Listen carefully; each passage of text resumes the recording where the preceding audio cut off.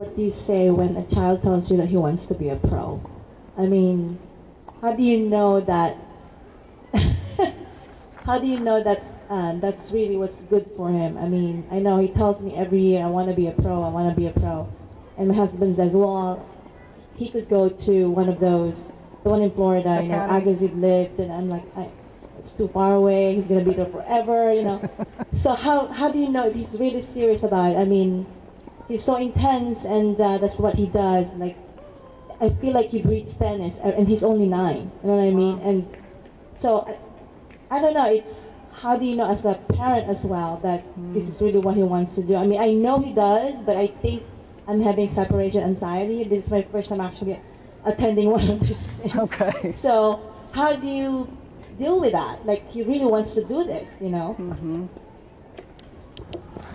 I know all about separation anxiety. I have mothers and children who come in all the time. So you have to, well, first of all, the chances of being a pro at a really high level are pretty small. And if you have that, if your son has that goal, it's fine. Just so long as he practices what he needs to practice, he trains, he does everything. Because there's a lot of kids who say, oh, I want to be this and that, and then their behavior is telling me a different story. Okay? So that's number one. And if he really is into tennis and loves it and it's his idea, then you might consider, I mean, maybe a semester or something at Boletaire or whoever. And you have to separate out you're being nervous about him going versus him really wanting to go.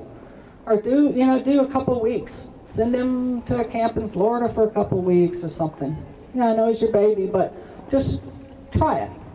Especially if he really loves it. Because it's always best if the children, it's their idea. Because pushy parents, that's something about you.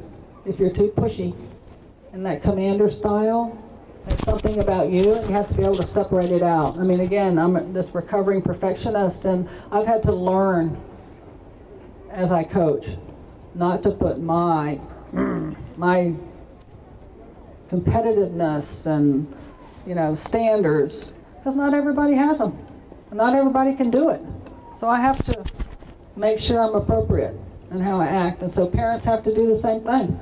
If you're all riled up all the time, then you need to kind of step back and say, why am I... It's one thing if your child goes out there and gives up and doesn't play. Again, you have to have standards. But pushing and yelling and getting all riled up and stuff, you need to take a step back and say, wait a minute, what's going on? Why am I getting all upset?